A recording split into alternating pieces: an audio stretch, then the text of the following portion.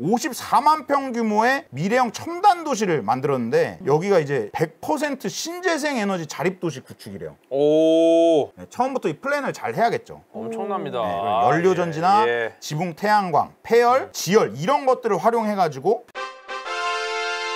인사 시간도 많습니다. 여러분의 시간을 낭비드릴 느리지만 쿨한 과학 랩미팅입니다. 반갑습니다, 교수님들. 반갑습니다. 반갑습니다. 오늘은 이제 피곤하면 안 됩니다. 오늘은 오늘 피곤하면 안 아주- 돼요. 역사적인 순간입니다. 오늘 왜 역사적인 순간입니까? 오늘 그 랩미팅에 대기업 광고가 큰 게 붙었어요. 큰 게 들어왔습니다. 야, 큰 게 붙었어요. 큰 게 붙었어요. 네, 그래서 예. 근데 물론 이제 광고긴 하지만 이제 내용은 과학입니다. 아, 그렇죠. 좀 저는 요 말씀 드리고 싶어요. 아무 광고나 받지 않는다. 저희가 수많은 광고를 거절하고 있고 그 광고들 중에서도 이것은 비록 광고이지만 정말 우리에게 필요하고 유익하다 그렇죠. 그렇죠. 싶은 것만 받는 거예요, 여러분. 그렇죠. 그걸 아셔야 됩니다. 오늘 SK 에코플랜트와 함께 하는 방송입니다. 바로 그 유명한 SK 에코플랜트. 아무튼 오늘 주제는 온실가스 배출 제로 도시 가능할까 이야기니까 그 이야기를 한번 하면서 출발을 해보도록 하겠습니다. 좋습니다. 기대가 됩니다. 가겠습니다. 자, 예. 어디죠? 화성 아닙니까? 화성이죠. 화성에 그 마션에서 네. 가잖아요. 그러면은 여기서 이것저것 활동을 많이 하죠. 근데 여기서 온실가스 어떻습니까? 화성에? 화성의 온실가스 사실상 화성 대기 비율 자체는 매우 높으나 대기 자체가 적다. 대기가 너무 적다. 대기가 적다. 어떻게 예. 보면은 화성에서 되게 우리가 살기 힘든 여러 요건이 있지만 그쵸. 온도도 되게 중요하잖아요. 온도 중요하죠. 근데 그 중에서도 이제 대기의 밀도 그게 부족하잖아요. 그러니까 이게 결국은 지금 지구는 이불을 덮고 있어요. 화성도 이불을 덮어야 되는데 네. 화성의 대기 대부분이 이산화탄소긴 합니다. 이 말은 뭐냐면은 제대로 덕다운 이불을 갖고 있는 거야. 근데 깃털이 별로 안 들었어. 그렇지. 덕다운 이불인데 아. 덕다운이야. 브랜드는 덕다운이야. 그런데 막상 이불을 딱 덮어보니까 깃털이 얼마 없는 거예요. 이불이라고 하기 애매한 거예요, 지금. 그러니까 저기는 온실가스가 어떻게 보면은 지금 필요한 상황이에요. 화성 같은 경우. 그러니까 온실가스가 나쁘다고만 볼 수는 없어요. 지금 우리 지구 입장에서는 이걸 어떻게든 해결해야 되는 문제긴 하지만 온실 효과 자체는 네. 생명체에 꼭 필요합니다. 그러니까요. 이게 있기 때문에 예. 지금 지구의 이 온도가 적절하게 유지가 됐죠. 근데 이게 과하게 됐기 때문에 그래서 지금 어떤 위기들이 많이 오고 있는 상황인데 맞습니다. 그래서 화성에서는 마션에서 주인공이 저기서 모든 걸 해결하죠. 그렇죠. 싸고 만들고. 재배하고 어. 거기서 버린 걸로 또 만들고 그쵸, 뭐 그쵸. 공기 만들고 물 자기가 싼 걸로 정화시키고 그렇죠. 이게 진짜 말 그대로 제로시티라는 거예요. 근데 지구는 굉장히 지금 유리한 조건이야. 네. 우리가 1억에서 4억 년 전부터 이 식물들이 이제 밑에 들어가면서 퇴적된 원료가 있어요. 그리고 되게 오랜 기간 동안 이 압축과 가온이 되면서 한마디로 오랜 기간 동안 이 저장된 어떤 에너지의 형태가 있는 거죠. 근데 우리는 그거를 200~300년 이상 추출하면서 전기로 변환하면서 아주 잘 썼어요. 이거 너무 좋다. 네, 너무 잘 썼어요. 편하게 썼어요. 그렇죠. 쉽게 말해서 결국 저것도 태양으로부터 온 건 맞잖아요. 그러니까요. 그렇죠. 네. 태양이 일종의 우리의 할아버지다. 할아버지가 그 예전에 사업에서 돈을 많이 벌었어요. 근데 이거를 현금으로 이렇게 가방에 넣어가지고 네. 꽉꽉 채워서 땅에 묻어놓은 거야. 요거를 지금 우리가 빼먹고 있는 상황인 겁니다. 잘 빼먹고 있었죠. 그리고 이게 뭐가 문제가 안 되겠지. 공기 질이 좀 안 좋아지고 숨 쉬는데 안 좋아지고 뭐 요 정도겠지라고 생각을 했는데 이제 이산화탄소 그리고 이걸 포함한 온실가스들이 누적적으로 배출이 많이 되면서 네. 지구 표면 온도가 변화하기 시작합니다. 근데 이게 처음에는 지구 표면 온도와 이산화탄소 누적 배출 간의 이 상관관계를 보고 많은 사람들이 의문을 갖기도 했어요. 이거 뭐 지구 온도는 원래 왔다 갔다 하는 거고 우연히 이제 겹친 거고 그 이산화탄소나 혹은 온실가스랑 상관이 없다. 네. 그런 식으로 있다가 엎치락 뒤치락 하면서 결과적으로 과거에 온실가스가 지구 온도 상승의 어떤 주범이다라고 주장을 하는 걸 반대했던 사람들이 제발 이제 그 말 하지 말아달라고 의견을 철회하기 시작하죠. 과학적인 방법으로 갑로들박이 있었습니다. 그만큼 더 이제 이 어떤 이론이 더 정교해졌죠. 정교해졌더니 지금 이미 이게 우리 현실로 왔어요. 최근 20년과 과거의 한 40년 전부터 20년 전까지의 재건수가 달라졌습니다. 그렇죠. 사실 이렇게 된다고 지구는 상관없어요. 지구는 문제 없어요. 인간이 문제죠. 우리가 문제, 우리가 살기 어려운 환경이 되는 거고. 네, 생물들 그리고 인간이 그러니까. 문제죠. 저도 올해 8월에 한 달 이내에 자연재해를 3번 경험했어요. 경험했어요. 강남에서 홍수. 네. 아. 미국 갔더니 홍수 왔죠. 미국에서는 자연재해 수준이 아니라 우리 죽을 큰일 뻔했어요. 날 뻔했어요, 진짜. 돌아와가지고 봤더니 제가 세종에 출장을 갔어요. 거기 또 홍수가 났었어. 야. 그러니까 이 한 달 이내에 3번의 홍수를 경험했다니. 평생 경험하기도 힘들었었는데 이게 이 정도로 이제 다가왔다는 거죠. 그러니까 저게 평균 1.7배 자연재해가 증가했다는 거지 어떤 곳은 막 2배, 3배 증가한 데가 있다는 거예요. 개인 경험치에 따라서 달라질 거예요. 네, 평균값이 저렇다는 거지. 맞아요. 이제 이 문제를 해결해야 하는 상황입니다. 그렇죠. 그래서 이 문제를 해결하기 위해서 우리가 이 상황을 한번 자세히 뜯어볼 필요가 있어요. 우리가 이 이산화탄소 그리고 온실가스 누적 배출이 늘어난 이유가 뭐였죠? 화석 연료. 과거에 축적해 놓던 거 한 번에 다 써서잖아요. 그쵸. 그러면 이제 축적해 놓은 걸 쓰지 않고 우리가 지금 무언가를 새로 쓰면 되잖아요. 있는 그대로. 혹은 사용했던 것들을 재사용을 해가지고 그러면 되겠죠. 그렇죠. 네, 여러 가지 방법론이 있을 텐데. 여러 방법이 있겠죠. 그래서 일단은 지금 우리한테 오는 에너지를 보자는 거죠. 우와, 이 태양에너지 축적돼 있는 게 아니라 지금 우리한테 오는 거. 그래서 태양 에너지가 지금 거의 우리한테 오는 에너지예요, 사실. 그래서 이 태양 에너지를 잘 활용해야 된다. 이거 근데 되게 이렇게 크게 안 보고 여러분이 예를 들면 집이나 어디 사무실에서 전기 요금을 아껴야 된다고 생각을 해보세요. 코드다 뽑아. 그렇지, 아끼고 아껴 어떻게든 쓰고. 우리한테 들어온 열을 그쵸. 방출시키지 않고 겨울에도 겨울에도 얼어붙어도 버텨. 버티고 엘프. 그리고 해가 떠 어떻게든 이거 다 흡수해야 돼. 해가 뜨면 다 알몸으로 나가. 아니면은 그 해에서 온 에너지를 어떻게든 저장해놨다가 써야 될 거야. 비가 와. 그렇죠. 비가 와. 물 받아. 식수로 써. 이게 지금 인류의 문제가 된 거라고. 전기요금을 아끼는 그 문제가. 그러니까 이제 그래서 태양 에너지를 왜 받아 써야 되는지 더 와닿죠. 그리고 과거에는 우리가 왼쪽과 같이 생산하고 소비하고 폐기하는 선형적 흐름으로 많이 사용했어요. 근데 이제는 우리가 어떤 투입된 물질들이 이제 폐기되지 않고 유용한 자원으로 반복 사용되는 시스템. 이걸 이제 순환 경제라고 하거든요. 순환 경제. 저렇게 사용을 해야 우리가 저런 것들을 다시 생산할 때 탄소가 많이 나오고 네. 그리고 그것뿐만 아니라 폐기물도 많이 나오기 때문에 이 폐기물들을 잘 다시 활용할 수 있게끔 그러려면 사실 처음 만들 때부터 재활용이 가능하게 만들어야 돼요. 그렇죠. 그게 진짜 중요한 그렇죠. 거죠. 그래서 제로시티 구현을 위해서 이런 방법들을 써야 된다. 그래서 우리가 좀 어떤 개념들을 한번 정립하고 가겠습니다. 탄소 중립과 넷제로라는 개념이 있어요. 탄소 중립은 많이 들어보셨죠? 예. 탄소 중립은 이제 온실가스 중에 주로 이산화탄소 배출에 관한 부분을 자주 다뤄요. 그렇죠. 네, 그래서 이산화탄소 배출을 상쇄할 정도의 흡수 대책을 세운 거지. 이산화탄소를 빨아들인다던가. 이산화탄소를 빨아들인다고요? 이산화탄소를 포집하는 기술들이 또 있어요. 포집하는 거야. 젓가락질하듯이 짝짝. 예. 굉장히 어렵겠죠. 예. 돈도 많이 들고. 상상이 안 되는. 근데 또 이산화탄소를 포집하는 게 포집해서 약간 그 암석처럼 굳혀버리는 기술들이 있는데 네. 이 과정에서도 또 에너지를 써. 맞아.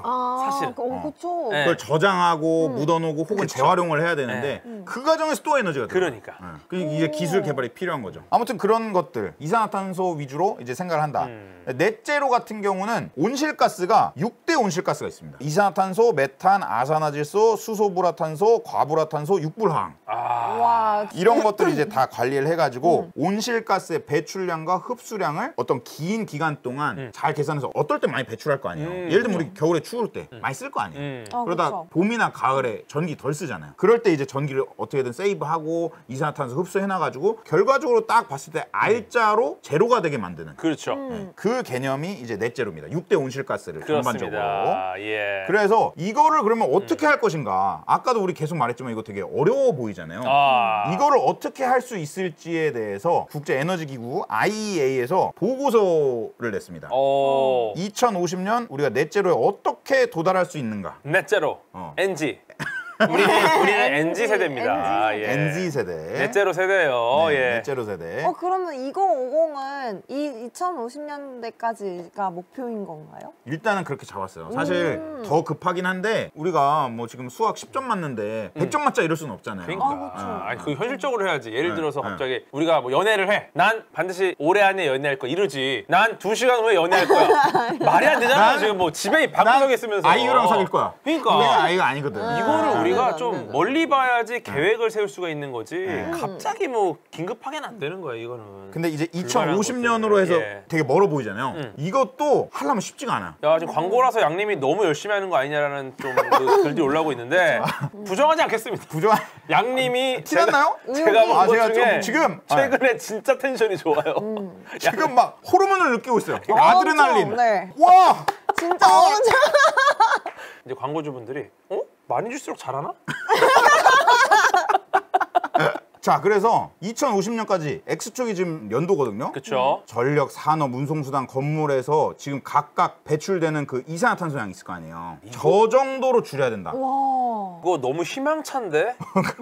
이거 넷째로 해야 된다라는 이야기는 외쳐야 되는데 그러니까. 외치고 있는데 네. 이걸 어떻게 할 것인가 구체적으로 잘 얘기가 안 되고 있어요. 오늘 그 얘기를 하는 거거든요. 그러니까. 자, 이 넷제로 시나리오로 가기 위해서 우리가 전력 생산 방식을 각각의 색깔이 어떤 방식으로 에너지를 조달할 것인가, 전력을 생산할 것인가. 2050년 가면 어떤 색이 지금 쭉 올라가죠? 파란색이랑 풍력이 기가 막히게 올라갑니다. 하늘색이랑 주황색 쭉 올라가죠. 예. 물론 이게 아, 이렇게 될 주황색이구나. 거가 아니라 어. 우리가 넷제로를 달성하기 위해서는 해야 요 된다. 정도는 해줘야 된다. 해야 된다. 그렇게 보시면 됩니다. 그래서 태양광과 풍력이 압도적으로 올라가야 되고 뭐 수력 그리고 여러 가지. 그래서 아무튼 근데 이제 국제 에너지 기구에서는 이렇게 돼야 된다고 발표를 한 건데 저렇게 돼야 되는 이유가 네. 또 다음 주에 또 나옵니다. 일단은 우리가 운송수단, 자동차 외 운송수단이 어떻게 바뀌어야 되냐. 오. 일단 기차가 다 전기로 가야 돼요. 지금도 꽤 많은 기차가 꽤 많이. 전기로 기차 가고 같은 있죠. 경우는 지금 전기로 많이 가거든요. 지금도 많아요. 네. 지금도 많아요. 그래서 사실 저건 좀 달성 가능해 보이지 않아요? 저거 그러니까. 좀 늘리면 되는 거잖아. 이거 하면 해. 자, 선박 가겠습니다. 선박은 선박은- 여태까지 이제 사용하지 않았던 에너지들이 등장해야 돼요. 암모니아로부터 와야 됩니다. 엠모니아와 수소. 저는 상상도 못했어요 이거는. 그쵸. 저걸 이제 에너지원으로 써가지고. 근데 쉽지 않아 보이는 게 오일 100%거든요 지금. 그러니까요. 와 이거 어렵죠. 어렵죠. 이거 이걸 해내야 되는 거야. 그러니까. 그리고 지금 선박에 쓰이는 오일이 우리가 뭐 자동차에 쓰거나 이런 오일이 또 아닙니다. 가격이나 이런 것들이 다 달라요. 대량으로 쓰이기 때문에 그러니까. 그런 것들을 지금 해결해야 돼 우리가. 네. 그리고 항공 같은 경우도 합성연료나 바이오 에너지. 합성연료는 저희 어떤 개념이냐면 우리가 대기 중에서 이제 탄소 같은 걸 포집하거나 예. 그린 수소 같은 거 활용해가지고 음. 탄화수소 같은 것 계열의 합성연료를 만드는 거예요. 듣기만 해도 어렵지 않나요? 네, 그러면은 그 연료를 또 만들. 그러니까 지금 2020년에 합성연료가 사실 없잖아요. 사실. 그러니까 아예 없어. 이거를 지금 해야 되는 상황입니다. 이런 것들이 이제 많아져야 된다는 얘기죠. 뭐 어허. 아까는 이제 자동차 외 운송수단을 보여드렸습니다만 이제 우리 자동차 같은 경우도 이제 버스도 다 이런 것들이 많아져야 돼요. 우리 지금 지나다니면서 수소 버스나 뭐 전기 버스 많이 보이기 그렇죠. 시작했죠. 버스 정류장도 이런 식의 정류장.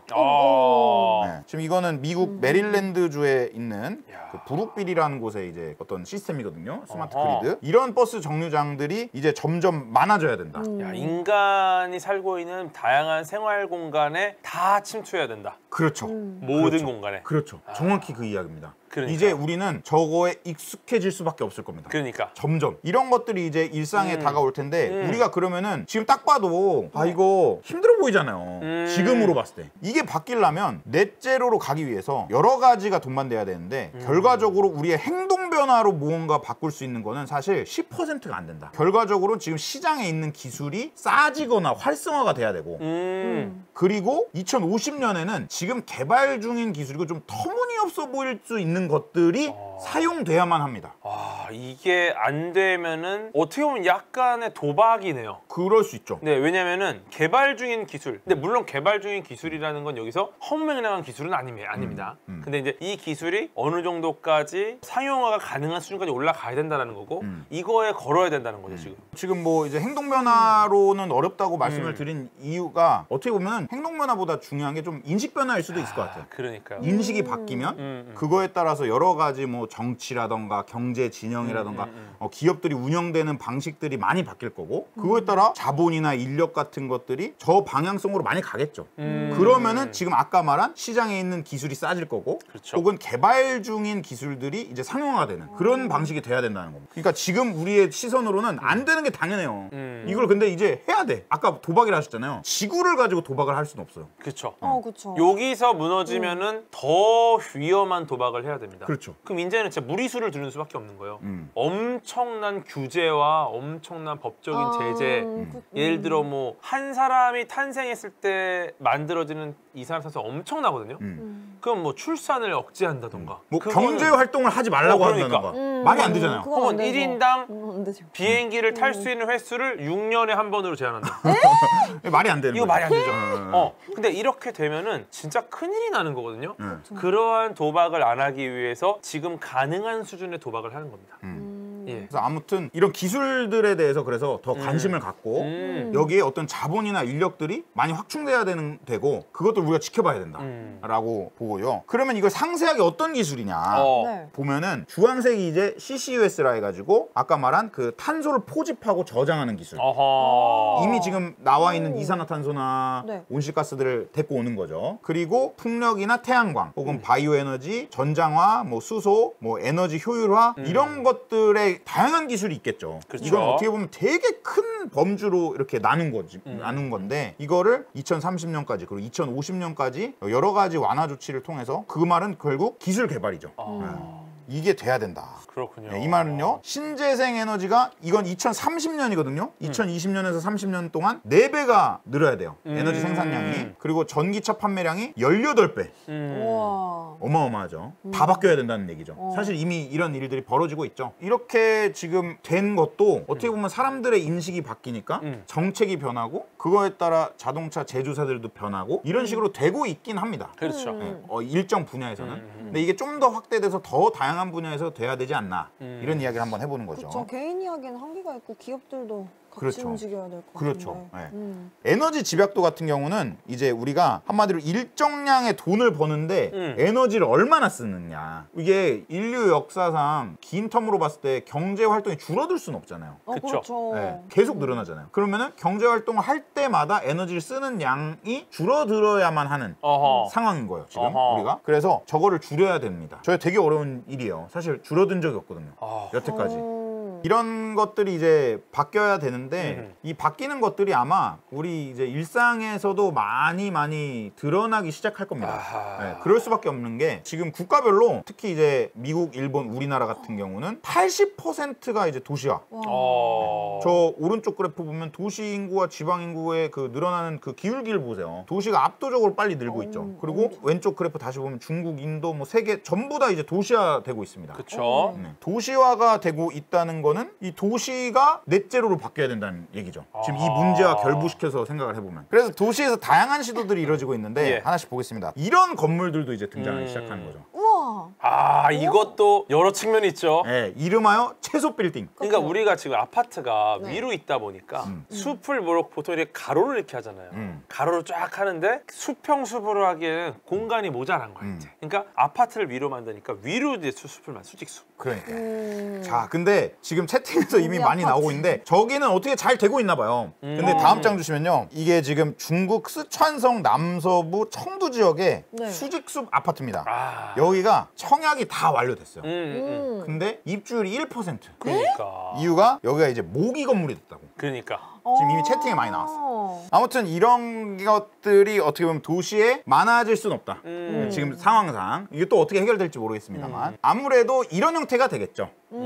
더 친근한 형태는 뭐 여러 가지 장치들이 있을 겁니다. 뭐 태양광을 비롯해서 뭐 단열도 잘 돼야 되고 창호도 잘 돼야 되고 전기차, 자전거, 뭐 각종 가전의 어떤 효율도 올라가야 되고 지열 히트펌프를 사용한다던가 막 연료전지를 사용한다던가 이런 진짜 복합적인 어떤 요소들이 다 들어가야 저 집 한 채를 넷제로로 만들 수 있는 거예요. 저 집 하나를 우리 도시가 아니라 네. 채팅에 또 나와주시는데 저거를 집집마다 하지 말고 어떻게 단지로 이렇게 세트로 하면 되지 않냐, 마을로 하면 되지 않냐 그런 시도들이 있었습니다. 자, 이게 왼쪽 같은 경우 2002년에 만들어진 영국 베딩턴 제로에너지 단지.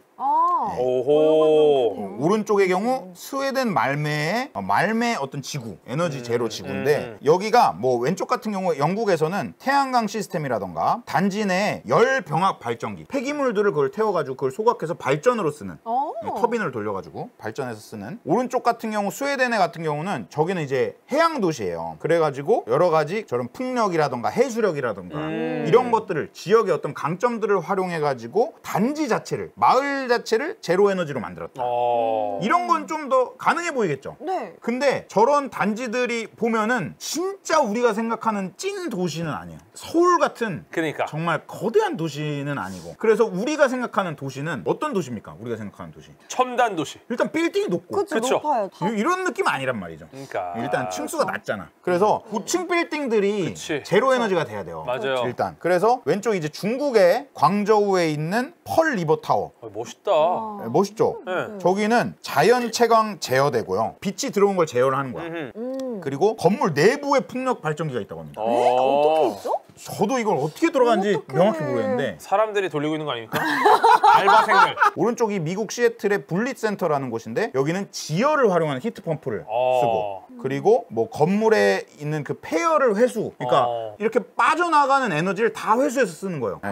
효율을 높이는 거죠. 효율을 높이는 거예요. 예. 결과적으로 우리가 할 수 있는 방식이 지금 아까 나온 그 집을 제로 에너지로 만드는 거 있었잖아요. 그걸 좀 거대하게 만든다던가 어떻게든 거기서 돌 수밖에 없는 거예요. 아무튼 이렇게 빌딩이 이렇게 된다. 그래서 그런 걸 기반으로 해서 마을이나 빌딩이 이렇게 제로 에너지가 되는 사례들이 점점 늘어나고 있습니다. 아, 근데 보기 좋다. 이게 조경이 잘 돼 있네요. 이제 이런 곳이 진짜 도시인데 왼쪽은 파리고 오른쪽이 뉴욕이거든요. 어허. 아까는 이 단지 전체를 이렇게 어떻게 보면 태양광이나 혹은 풍력 혹은 어떤 조경 어떤 건물의 어떤 효율을 올린다던가 이런 걸 했다면 예. 이제는 도시 중심에 있어야 되기 때문에 미관도 생각을 해야 돼요. 그쵸. 저런 디자인적 요소. 그래서 신재생 에너지와 결합된 어떤 건축과 디자인들이 나오기 시작했습니다. 그러니까 미관이 안 좋으면 안 살잖아요. 맞아요. 그러니까 도시에는 이런 게 필요해요, 사실. 아까 나왔던 것들은 사례들이잖아요. 이제 플랜들도 많이 나오기 시작했어요.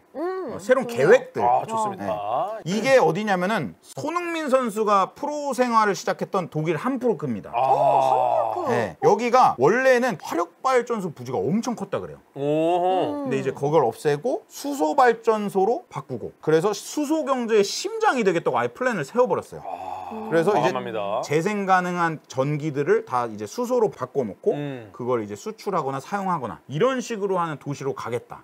이런 도시 계획들이 이제 나오고 있는 거예요. 이런 도시들이 이제 많이 생길 거예요. 근데 이제 각 도시마다 어떤 특성들이 있기 때문에 예를 들면 아까 거기는 화력 발전소가 컸었잖아요. 그쵸. 그럼 거기를 활용하는 거잖아요. 예를 들면 해양 도시다. 그럼 거기는 뭐 풍력을 놓을 수도 있겠고 뭐 어. 조력을 할 수도 있겠고 그 지역의 어떤 그 장단점을 활용해서 제로시티를 만들기 위한 플랜들이 나와줘야 된다는 거죠. 그래서 자 이게 제로시티로 가기 위해서는 한두 개가 이렇게 돼서는 안 되고 이 여러 가지가 복합적으로 엮여 있어야만 된다. 우리가 말했던 그 순환경제 모델이 단순히 어떤 제품에서 끝나는 게 아니라 이 전체 도시에서 이게 흘러야 된다. 그래야 우리가 제로시티로 갈 수 있고 아하. 결과적으로 넷제로까지 갈 수 있다. 그래서 이제 좀 상세한 내용을 좀만 다뤄보면 예. 뭐 태양광, 풍력 이런 천연 자원 활용 에너지로 전기를 생산하고 뭐 동시에 공급하고 그 다음에 재생에너지들을 사용해서 수소를 만들어서 그걸 저장해놨다가 공급하고 그리고 이제 다양한 에너지원 연료를 사용해서 에너지를 계속 생산해가지고 도시 여러 곳에 뿌린다던가 그리고 추가적인 에너지 공급 없이 우리 생활이 될 수 있도록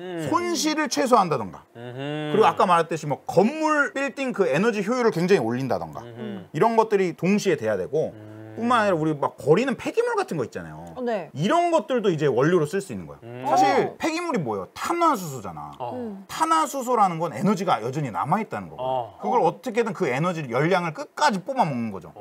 폐기물의 자원화 좋죠. 이따가 좀 상세하게 나올 건데 그걸 끝까지 활용을 해가지고 말 그대로 순환되는 순환 경제를 만들어야 된다. 일종의 한우다, 한우. 버릴 게 없어. 버릴 게 없죠. 그래서 이런 넷제로 시티로 가기 위해서는 이런 다양한 일들이 복합적으로 이루어져야 되고 연계가 돼야 된다. 네, 그렇습니다. 아무튼 그래서 여태까지 과학 이야기를 했다면 또 오늘의 우리 광고주 SK 에코플랜트에서는 이 길을 가기 위해서 여러 가지 활동들을 하고 있습니다. SK 에코플랜트. 네, 어떤 일들 하고 있는지 좀 말씀을 드리겠습니다. 자, 이게 과천 위버필드 아파트 주민시설인데 작은 단위죠, 어떻게 보면. 근데 저기부터 이제 넷제로를 테스트 해보는 거예요. 예. 그래서 이거는 지금 이미 지어진 건물이죠. 어허. 여기에서 어떤 사용했던 그 어떤 기술들이나 이런 것들을 이제는 도시 단위로 어. 이게 부산 에코델타 스마트 시티거든요. 에코 델타 스마트 시티. 네. 예, 여기가 이제 총 사업비 5조 4천억 원. 와우. 54만 평 규모의 미래형 첨단 도시를 만들었는데 여기가 이제 100% 신재생 에너지 자립 도시 구축이래요. 오. 네, 처음부터 이 플랜을 잘 해야겠죠. 엄청납니다. 네,